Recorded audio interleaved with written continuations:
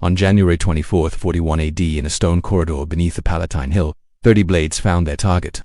The man who called himself a living god died choking on his own blood, his final sounds not commands but the wet gurgle of a punctured throat. But this ending was not the horror. The horror was what had been happening in the rooms above him for nearly 2 years. In a place he called the Garden of Venus, where daughters of Rome's greatest families learned that marble walls can contain screams just as effectively as they contain light. 3 years earlier, on March 16, 37 AD, a young man named Gaius Julius Caesar Augustus Germanicus ascended to the throne amid celebrations that shook the city. Rome knew him by another name, Caligula, Little Boot, the beloved son of Germanicus, their golden general. The Senate wept with joy. The people threw flowers. They believed salvation had finally arrived after the suffocating paranoia of Tiberius. And for 8 months, they were right. Caligula freed prisoners, burned the records of informants, cut oppressive taxes, and poured gold into the streets through games and festivals. Rome exhaled for the first time in decades, but in October of 37 AD, an illness struck the young emperor with such violence that physicians believed he would not survive. When the fever finally broke and Caligula opened his eyes again, something vital had not returned with him. The doctors could not name what had died inside his skull, but Rome would soon learn its shape through the suffering of its daughters.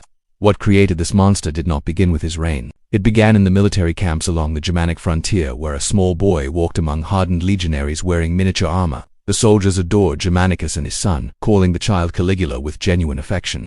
But that frontier world taught the boy his first lesson. Power is not given, it is seized, and once you hold it, you answer to no one. Then came the shattering blow. In 1980, Germanicus died under suspicious circumstances in Syria, and overnight the beloved child became a target. Young Caligula watched as his mother, Agrippina, and his brothers were systematically destroyed by Emperor Tiberius, exiled, starved, executed one by one. By 31 AD, at age 18, Caligula found himself summoned to Capri, forced to live beside the very man who had annihilated his family. For 6 years he survived on that island, learning to smile at the murderer of his blood, swallowing every tremor of rage, hiding every crack in his sanity. Capri taught him the darkest lesson of all. To survive absolute power, you must become more ruthless than the power itself. So when that illness lifted in late 37 AD and Caligula stared down from the Palatine at a city that worshipped him, something cold and patient stirred awake inside him. He had spent his entire life under the boot of tyrants. Now he wore the boot, and Rome, that glittering city of marble and ambition, was about to learn what happens when a broken child is given the keys to an empire. The transformation did not announce itself with trumpets. It crept through the palace like poison in wine, invisible until the first body fell. By early 39 AD, the emperor's behavior had shifted in ways the Senate could not quite name but deeply feared. His generosity curdled into caprice, his justice twisted into cruelty, and then came the night that changed everything. The night when armored footsteps began echoing through the streets of patrician neighborhoods, and families heard the sound no parent in Rome could bear. The knock that meant their daughter had been chosen. Her name was Flavia, daughter of a respected consul, 14 years old. And when the Praetorian guards placed the red cloth lantern outside her door on that winter night in 39 AD, she still believed the world made sense. She believed that emperors were civilized, that noble blood offered protection, that her family's status would shield her from harm. In the span of a single carriage ride to the Palatine, every one of those beliefs would be stripped away, and she would learn the truth that Rome's elite already knew but dared not speak. The Garden of Venus was not a garden at all. If stories like this one, the history is too dark for most textbooks to tell, are what draw you here, then subscribe to this channel and turn on notifications, because what you're about to hear gets darker still, and the only way we preserve these truths is by refusing to let them be buried again. Hit that like button if you believe some stories, no matter how terrible, must be told. Now let's continue, because Flavia's nightmare is only beginning, and what waits for her inside those palace walls will reveal the depths of what one man can do when he believes himself beyond judgment. The Garden of Venus occupied a secluded wing of the imperial palace, accessible only through guarded corridors that twisted like a maze designed to disorient. When Flavia first stepped through its doors in early 39 AD, she saw pink marble walls, silk-draped beds, exotic perfumes burning in golden censers, and servants who moved like shadows. For a brief, desperate moment, she allowed herself to believe the official story that she had been selected for sacred service, that she would assist in imperial ceremonies, that this was the honor her family had called it. That illusion lasted exactly as long as Caligula intended it to. He was an expert in the architecture of psychological destruction, and the Garden of Venus was his masterpiece. The prison did not reveal itself immediately. Instead, it tightened around its victims in stages, each one more suffocating than the last. The jewels they were given were not gifts but chains, heavy gold that marked them as imperial property. The transparent silks they were dressed in were not clothing but exposure, designed to remind them that their bodies no longer belonged to themselves. Their names were erased first, replaced with numbers or degrading nicknames whispered by the emperor himself. But the true weapon was not the gold or the silk or even the loss of identity. It was the waiting. The girls never knew when the summons would come. It could be tonight. It could be weeks from now. Every footstep in the corridor could be the one. Every shadow could be the guard. Sleep became impossible.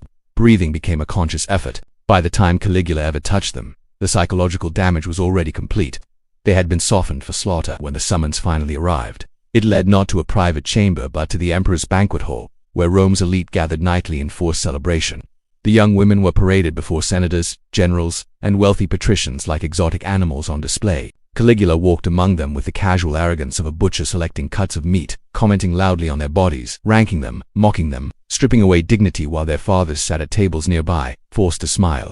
Any flicker of discomfort, any tremor of disgust, could mean death for the girl or her entire family. So the fathers smiled. They toasted. They swallowed their horror like poison and thanked the emperor for his generosity. That silence was its own kind of execution.